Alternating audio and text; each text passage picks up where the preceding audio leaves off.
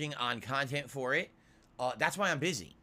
Like, it used to be me just focusing on this one channel, DSP Gaming, and putting out content for it, and now my efforts are a little bit split, and that's fine, by the way. Especially now, it's actually funny that I launched DSP Reacts a week ago, because right now with gaming, things have been pretty stagnant. If you haven't been following along, outside of Hogwarts, there really hasn't been that much going on in the realm of gaming that's too exciting. Even the playthroughs that I've been doing are pretty much very lengthy playthroughs that are just continuing on, like One Piece Odyssey, which we're about to finish.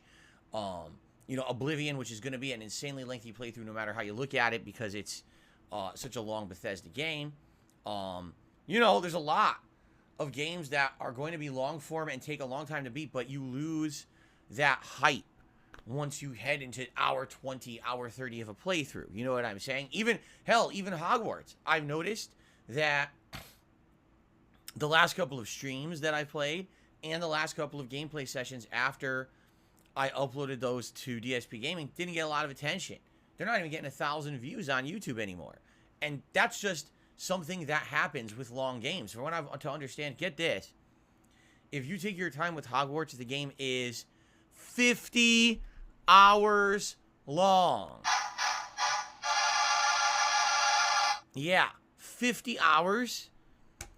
And what is it? I gotta be honest. What is it with all these games that are insanely long, all coming out near each other, right? It just always happens. Where's the variety?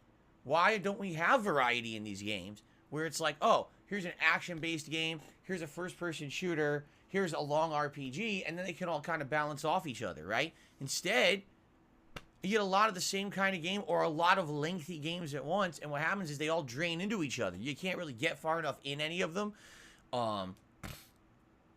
Or by the time you do it, it takes so long, people are, you know, I tuned out at hour 15 of your 40-hour playthrough, right? It just kind of happens. And right now, that's kind of what I feel is going on here on DSP Gaming. Not that I'm not having fun. I absolutely am having fun with all the games that we've been playing recently.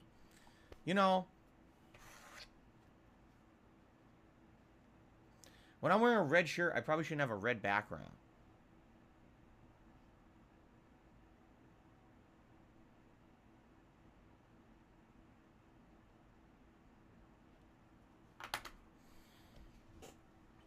Now I stand out. There we go. Anyway, no, I've been having great fun on the streams, right? And I'm sure that you guys have been having a good time too, because on the streams, people seem to be engaged and having a good time. But there's a difference between me just enjoying a game or someone watching it live and chilling with me, or someone actually watching that long playthrough on demand. And, you know, when every game is seriously 40 hours long, you're going to have burnout, you're going to have stagnation, right? So the good news is we've got some new games coming out in the next couple of weeks that I definitely feel will spruce up stuff and make it feel more refreshed. That's definitely a good thing. But the other thing is I need to basically start wrapping up with some of these playthroughs that I'm doing now, because I need to make room for the new games, right? So one thing I'm very happy about is that yesterday we were playing One Piece Odyssey. By the way, I should probably tell you the date. Today is Sunday, the 19th of February, 2023. I hope you're all doing well. When it comes to One Piece Odyssey, we're in the final memoriam of the game, and what these are memories of plot lines that have taken place in the One Piece universe. And we're in one right now where it's the last one, we're nearing the end of it, and then it's the end of the game. Now, I don't know how much is left after that memoria, if we're going to have just a finale, or if there's a whole other plot line and a whole other dungeon and all of that. I have no idea, okay? But the good news is, likely within the next week, we're beating One Piece Odyssey. Good. Tonight on the late stream, all right, we're doing Modern Warfare 2 multiplayer. I'll be honest with you. I don't think likely we're going to do it again. It's probably a one-off just to test the new maps, give the game kind of a last hurrah goodbye. We've been playing this game since it launched back in, what was it, November? And it's been fun to play it on and off as a multiplayer game, but I feel like it's run its course when we need all time for all these other new releases that are coming out, you know? So, with essentially two of those games out of the rotation, right, that would leave Hogwarts and that would leave Oblivion, which is great, but again, two lengthy RPGs. We need stuff to balance that with. And the good news is, this coming Tuesday, we've got two new releases. Likely I'm going to end up playing both of them, But I don't know if I'm going to be playing both of them immediately on Tuesday. That's the good thing. Right? Is finally we got some new stuff. It's been over 2 weeks since Hogwarts came out. Well, it's about to be 2 weeks since Hogwarts came out. We need something new, right? And that's definitely a good thing, to get new things in the rotation and get people excited again to check out new playthroughs that are different. So this Tuesday, and we'll talk about this in a moment, things will feel like they're renewed around here, which I'm happy for. I've been waiting for that. I've been hoping for that because I definitely feel like we needed it. I couldn't get the color right today. I definitely feel like we needed it. I do feel like things are essentially slowing down around here. And what's funny is you get some people who say things like, well, why didn't you play Metroid Prime Remake? Because they didn't announce it. They just dropped it. When I'm in the midst of 4 other playthroughs, how am I supposed to play another game? That would be pretty irresponsible, don't you think?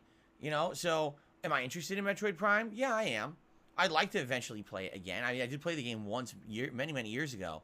And I would definitely like to replay it with a better frame rate, you know, better controls, on a modernized console, you know, the Switch. But again, how do you play it when you drop it in the midst of all these other things I'm already doing? You know, this is my job as well as my hobby, and I would feel irresponsible to say, oh, we're 30 hours into a game, but because Metroid Prime came out, let's just drop the playthrough now and just abandon hundreds, if not thousands of people who are watching that playthrough after the fact, right? That's messed up.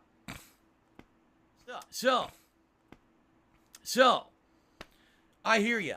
Because I know for a fact, taking a look at DSP Gaming this last week, and I'm seeing the views on every video I'm putting out are stagnating and going down. And it's like, there's not much I can do about that when there was nothing new, or every game was so long. You know, out of all, if you really think of all the playthroughs that I did,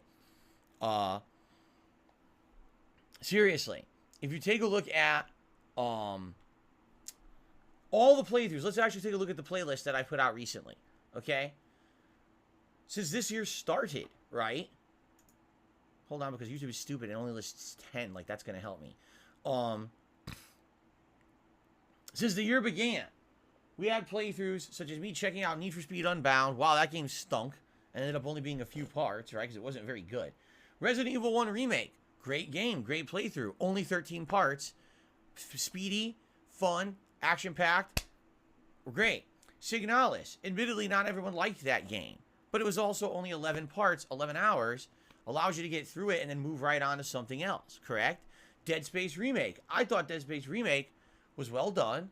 And, again, 20 hours. Hits that sweet spot. Action-packed horror game.